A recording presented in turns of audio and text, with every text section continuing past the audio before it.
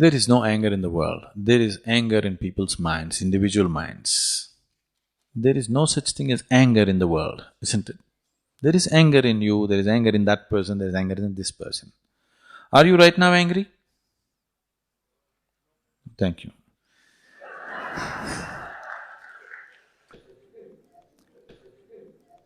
Right now you are not angry, that means there is no anger in this hall right now, isn't it? But you can get angry. You can get angry. Right now there is no anger in this hall, but you can get angry. So this is one thing that we have to see. Anger is not there. What we call as life energy, what is life? You can make this into anger, you can make this into love, you can make this into compassion, you can make it into frustration, you can make it into depression, you can make it whatever you want. The choice is yours. If you had retained the choice, if the choice was really with you, definitely you would have chosen the most pleasant thing, isn't it? Whatever is the most pleasant thing. Generally people are talking about love, joy, blissfulness, because people understand this as the most pleasant things in their life. If you had a choice about what to make yourself of right now in this moment, would you choose pleasantness or unpleasantness? Pleasantness, there's no question about that, isn't it? If I ask you, do you want to live in pleasant atmospheres or unpleasant atmospheres? Pleasantness. Do you want to be pleasant in your mind or unpleasant in your mind? Pleasantness. Do you want to be pleasant in your body, unpleasantness in your body? Pleasantness. All you're seeking is just this, please see. You may believe that you're seeking money, property, God, whatever. All that you're seeking is just this. You want to be pleasant in your body, in your mind, in your emotion and in your energies. This is all you're seeking. No, I'm seeking God. No, somebody has told you if you seek God, you will become ecstatic. No, I want to go to heaven. Somebody has told you heaven is a more pleasant place than this one, that's why you want to go there. Or you made a hell out of your life, whichever way. Fundamentally, you are seeking pleasantness, isn't it? Now, this same scientist, because he talked about Emerson using the word Brahma, this scientist tried to look for a word to name the word, to name the chemical which is being received by the cannabis receptors in the brain. He wanted to give a unique name and he studied every scripture on the planet to find an appropriate name. And the most beautiful thing is, no scripture on the planet, except from India, ever talks about bliss and ecstasy. Everybody talks about salvation, everybody talks about your sins being washed away, at the most peace. Nobody talks about blissfulness and ecstasy. So, he called this chemical which is produced in the body as Anandamide. You know Ananda? Anandamide. So cannabis receptors are waiting to receive Anandamide. How much Anandamide you produce in this system, that is how blissful you will be. It can't be taken… If you take it in the form of an injection, you will become an addict.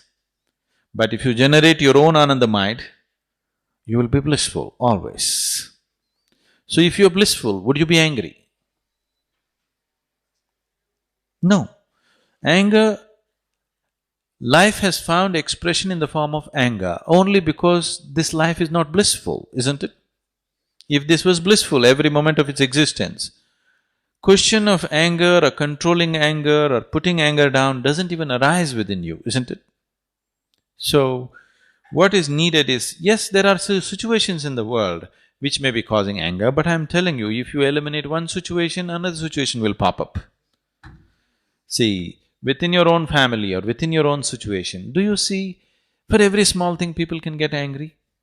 Need not be a major issue, yes?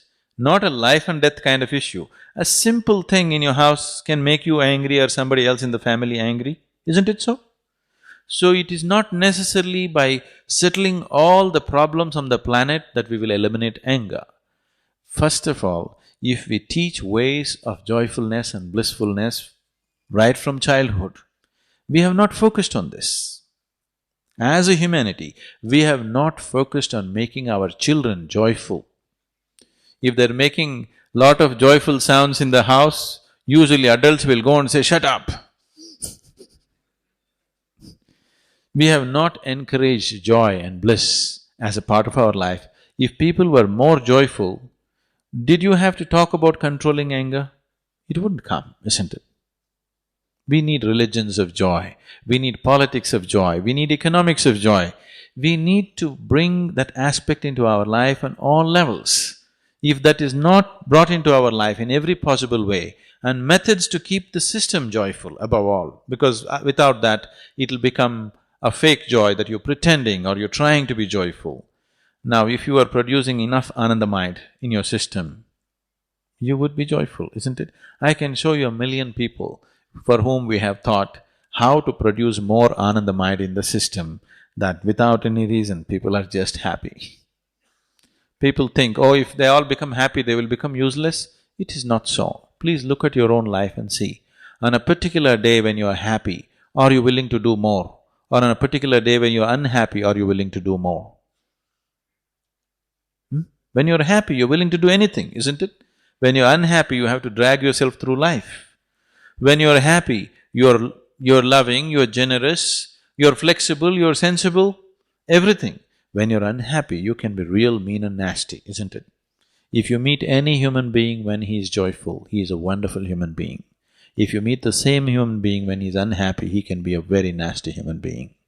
This is so with every human being, isn't it?